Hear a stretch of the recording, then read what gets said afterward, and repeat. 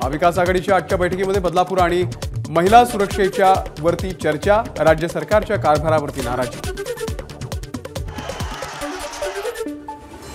बदलापूर अत्याचार प्रकरणामधील आरोपी अक्षय शिंदेला 25 ऑगस्टपर्यंत पोलीस कोठडी, 17 तारखेला आरोपीला केली होती अटक। बदलापूरमधल्या नराधमाचा आरोपपत्र घेण्यास वकिलांचा नकार, कल्याण कोर्टातील वकिलांनी आरोपी अक्षय शिंदेचं आरोपपत्र घेण्यास नकार दिल्याची माहिती। बदलापूर रेल्वे स्थानकावरती आंदोलन करणाऱ्या 22 आरोपींना कल्याण रेल्वे कोर्टाकडून न्यायालयीन कोठडी, आरोपींची आधारवाडी कारागृहामध्ये रवानगी केली जाणार। बदलापूरमधील आंदोलन राजकारणानं प्रेरित होतं, मुख्यमंत्री एकनाथ शिंदे यांचा आरोप। कारवाईचं आश्वासन दिल्यानंतरही 8 ते 9 तास आंदोलन सुरू होतं। आंदोलक लाडकी बहीण योजनेचे पोस्टर घेऊन आले होते, हे दुर्दैवी असल्याची प्रतिक्रिया। उद्रेक समजू शकतो, पण त्वरित फाशी द्या असं होत नाही। शक्ती विधेयकाचं देखील कायद्यात रूपांतर झालं पाहिजे, विशेष सरकारी वकील उज्ज्वल निकम यांचं वक्तव्य। उज्ज्वल निकम हे भाजपचेच आहेत, ते आता वकील राहिलेले नाहीत, संजय राऊत यांची टीका।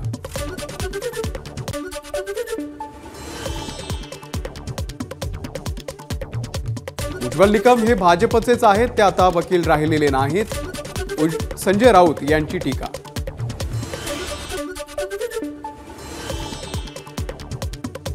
बदलापूरमध्ये उद्रेकानं लोक रस्त्यावरती उतरले, पण त्यांच्यावरती खटले काय दाखल करता, संजय राऊत यांचा सरकारला सवाल।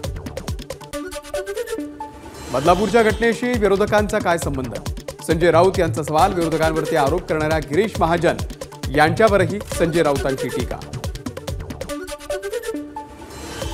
पोलिसांच्या बदल्या करून प्रश्न सुटणार नाही, महाराष्ट्राच्या गृहमंत्र्यांनी राजीनामा दिला पाहिजे, बदलापूर घटनेवरून सुप्रिया सुळेंची मागणी। गृहमंत्री देवेंद्र फडणवीस जोपर्यंत राजीनामा देत नाही तोपर्यंत आंदोलन सुरूच राहणार, ठाकरे गटाच्या सुषमा अंधारे यांची भूमिका। बदलापूर प्रकरणामध्ये उज्ज्वल निकम यांच्या वकील म्हणून नेमणुकीला विरोधी पक्षनेते विजय वडेट्टीवार यांचा आक्षेप, शिक्षण संस्था आणि वकील एकाच पक्षाशी संबंधित असल्याचा वडेट्टीवारांचा आरोप। सत्ताधाऱ्यांच्या दबावामुळे कारवाईला विलंब झाला, विजय वडेट्टीवार यांचा आरोप। मुख्यमंत्र्यांनी आणि गृहमंत्र्यांनी राजीनामा द्यावा, वडेट्टीवारांची मागणी। बदलापूरमध्ये कालच्या आंदोलनामुळे बंद करण्यात आलेली इंटरनेट सेवा आजही बंद, सुरक्षेच्या कारणास्तव बदलापूरमधील सर्व शाळांना आज सुट्टी। प्रत्येक शैक्षणिक संस्थेमध्ये एक महिला स्वच्छता कर्मचारी नेमा, मुंबई उपनगरचे पालकमंत्री मंगलप्रभात लोढा यांचे आदेश। बदलापूर घटनेनंतर सरकार ॲक्शन मोडवर। शालेय शिक्षण मंत्री दीपक केसरकर आज बदलापूरला जाणार, संबंधित शाळेमधील शिक्षक आणि पालक संघटनांशी केसरकर चर्चा करणार। बदलापूरमधील आंदोलन राजकीय हेतून होतं असं म्हणणारे नालायक जरांगेंची सरकारवरती सडकून टीका, गृह खातं चालवणारा व्यक्ती द्वेषी असल्याचीही जरांगेंचा हल्लाबोल।